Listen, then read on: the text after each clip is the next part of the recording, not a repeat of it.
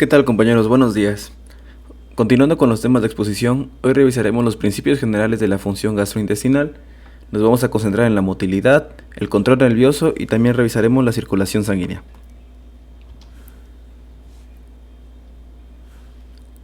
Para revisar el aparato gastrointestinal, primero tenemos que revisar la anatomía fisiológica. En ese se encuentran una serie de diversas capas que recubren al intestino. Si las revisamos de afuera hacia adentro, encontramos primero que el intestino está recubierto por una capa serosa. Esta capa serosa es una capa de fibras que recubre el mesenterio. Después nos encontramos con capas de músculo. Tenemos un músculo longitudinal que se va a extender, como lo dice su nombre, por toda la longitud del intestino. Después nos encontramos con un músculo circular, que son haces que van a rodear al intestino y que va a servir para la contracción. Entre estos podemos encontrar plexos nerviosos como el plexo mientérico que se ve acá, que más adelante revisaremos. Después encontramos la submucosa propia del intestino. Entre la submucosa y la mucosa que se encuentra acá, tenemos una capa de haces musculares aislados que va a funcionar como muscular de la mucosa. Esta sirve para secreciones de glándulas y diversas funciones más. Al final encontramos un revestimiento epitelial. Este revestimiento epitelial es la parte más interna y son las células que se encuentran en las vellosidades. El músculo liso de intestinal funciona como un sinsitio. Esto quiere decir que funciona como una unidad y tiene uniones en hendidura. Estas uniones en hendidura le permite el paso de grandes iones entre ellas para poder despolarizarse y funcionar como una sola unidad, como si fuera una sola célula.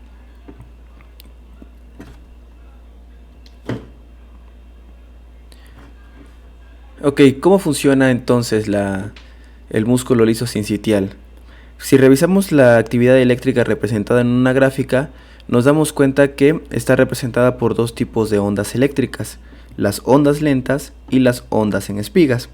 Las ondas lentas prácticamente no son potenciales de acción, sino que van a constituir cambios lentos de los potenciales de la membrana en reposo. Esas son estas ondas que vemos ondas lentas acá. Su intensidad puede variar entre 15 y 5 milivolts. Puede subir hasta 15 y 5.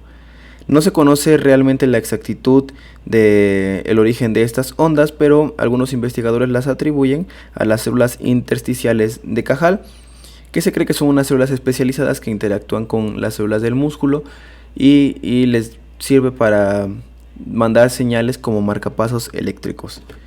En cambio, las ondas en espiga o los potenciales en espiga sí son verdaderos potenciales de acción, y estas se generan cuando el potencial de reposo supera los menos 40 milivolts y se genera una despolarización. Esto se debe a los canales de calcio que permiten el paso de grandes cantidades de calcio, y junto con el sodio van a despolarizar. Por eso sus canales se conocen como canales de calcio-sodio. Acá está, por ejemplo, acá estaría la marca de la despolarización y en contraparte estaría la hiperpolarización. Esto se ve también por estímulos nerviosos, como estímulos, por ejemplo, por los plexos parasimpáticos, y el simpático, que sería lo contrario. Ahorita revisaremos eso. Ok, en condiciones normales, el potencial de membrana en reposo que estábamos viendo tendría un valor medio de unos menos 56 milivolts. Y como lo veíamos, los factores que despolarizan la membrana son la distensión del músculo, como el paso de comida, la estimulación de acetilcolina liberada por los nervios parasimpáticos. También algunas hormonas gastrointestinales van a despolarizar la membrana. En contraparte, como lo veíamos en la gráfica, los factores que hiperpolarizan y reducen la excitabilidad son el efecto de la noradrenalina y adrenalina, que va a ser la estimulación propia de los nervios simpáticos.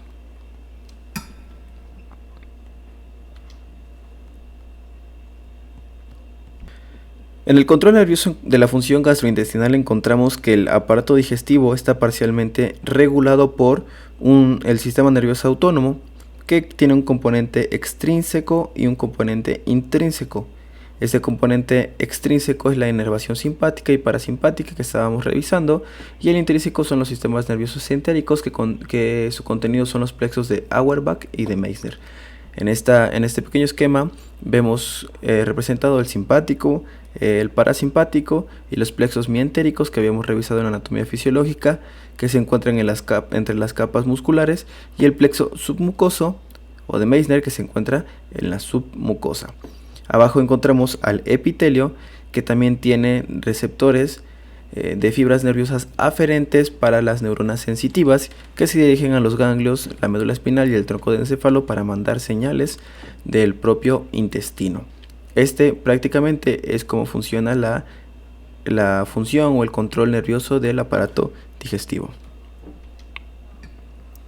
Dentro del componente extrínseco encontramos la inervación simpática y parasimpática, como lo habíamos comentado. Ahora comentaremos la inervación parasimpática. Esta se clasifica en dos divisiones, una craneal y una sacra. Prácticamente los nervios vagos, que es la craneal, van a llevar la mayor parte de las fibras parasimpáticas. Esta va a inervar la porción superior del tracto gastrointestinal y va a marcar el músculo estriado del esófago, la pared del estómago, intestino delgado y el colon ascendente.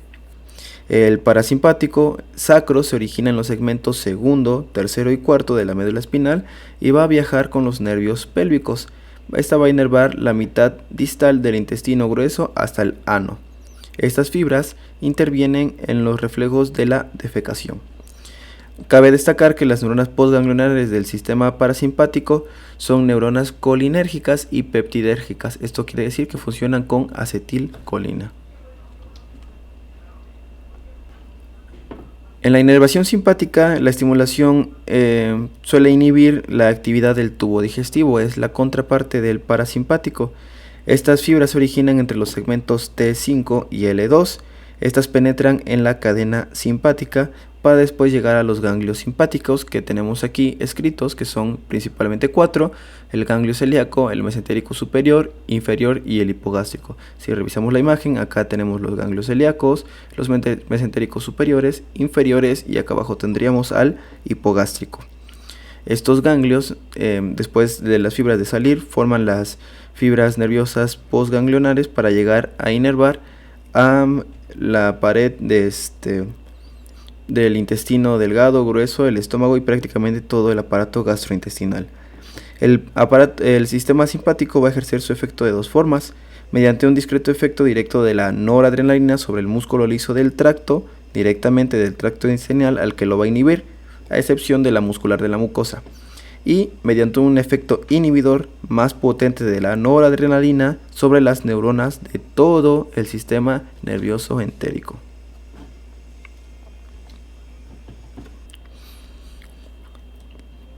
En la inervación intrínseca encontramos que el sistema nervioso entérico puede dirigir todas las funciones del tracto gastrointestinal.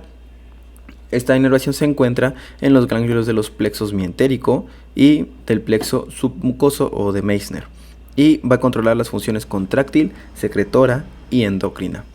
El plexo de Auerbach es el más externo y se halla en las capas musculares, como lo habíamos comentado.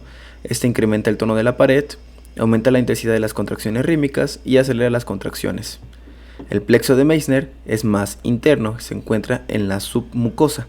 Acá lo vemos esquematizado, y funciona para la secreción intestinal local, la absorción local y la contracción local del músculo. El plexo de Auerbach también inhibe el esfínter pilórico, que va a controlar el vaciamiento del estómago, y el esfínter de la válvula iliocecal, que controla el paso del alimento desde el intestino delgado hasta el intestino grueso en su porción del ciego. Dentro del control autónomo del aparato gastrointestinal vamos a encontrar fibras nerviosas sensitivas aferentes. Estas llevan estímulos nerviosos que pueden originarse por la irritación de la mucosa intestinal, una distensión excesiva del intestino o presencia de sustancias químicas específicas del intestino.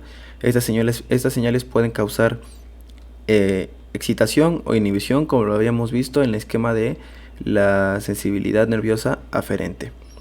El sistema nervioso entérico, con sus conexiones al sistema simpático y parasimpático que vemos aquí, mantiene tres tipos de reflejos gastrointestinales esenciales.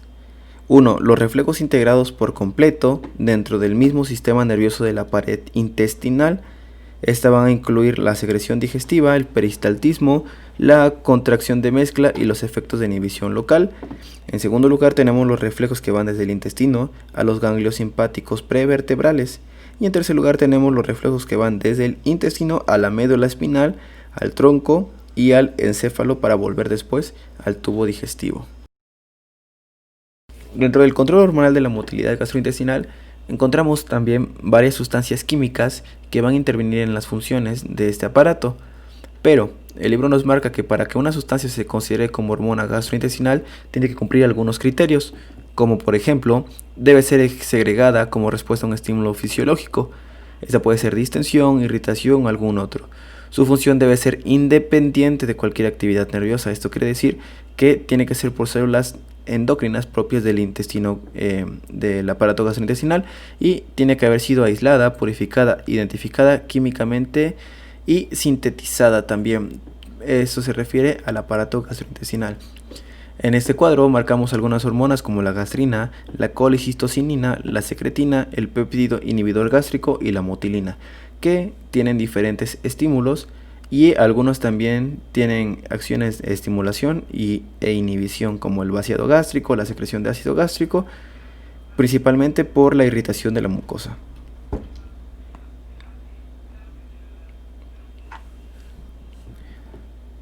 Dentro de los movimientos del tubo digestivo encontramos dos principalmente. Los movimientos propulsivos, que es el peristaltismo, que es el que va a llevar la comida, y los movimientos de mezcla, que se van a encargar del bolo alimenticio para mezclarlo con los jugos ácidos gástricos que se encuentran en el intestino. El movimiento básico prácticamente del intestino es el peristaltismo. Esta es una propiedad inherente de las estructuras tubulares con músculo liso sincitial. Como lo comentábamos, el intestino es un músculo liso sincitial. La estimulación produce la aparición de un anillo de contracción en el músculo circular intestinal que se va a propagar a lo largo del tubo digestivo. Su estímulo habitual normalmente va a ser la distensión de este mismo tubo, que se podría dar por un bolo alimenticio, como se ve aquí en esta imagen. Esto lo que pasa aquí es, se estimula las paredes 5 centímetros más adelante que se encuentra el bolo alimenticio, se forma el anillo contráctil y empieza a despolarizarse la membrana, empujando el bolo alimenticio en dirección anal, siempre en dirección anal y nunca en dirección oral. Esto se llama también ley del intestino. Ningún alimento puede ser retrógrado y dirigirse hacia la boca. Algunos investigadores creen que la despolarización de la misma membrana que aquí se encuentra en reposo facilita el paso hacia adelante y no hacia atrás que ya ha sido despolarizada. En los movimientos de mezcla van a ser muy diferentes en algunas regiones del tubo digestivo. Así sucede también, por ejemplo, en el píloro. Cuando está cerrado, los movimientos del estómago llegan, se encuentran y se regresan. Este movimiento se llama retropulsión y va a empezar a generar ondas cada vez más fuertes que van a empezar a mezclar los alimentos con los jugos ácidos gástricos. Estas constricciones suelen durar solo entre 5 y 30 segundos y van seguidas de nuevas constricciones del intestino, con lo que van a lograr trocear y desmenuzar el contenido intestinal. Aquí, si vemos estas flechas, van a ir de adelante hacia atrás y se van a estar construyendo de dentro hacia afuera, lo que va a generar una mezcla. Después, aquí como lo vimos, esta mezcla va a ser empujada por el peristaltismo para ser después evacuado.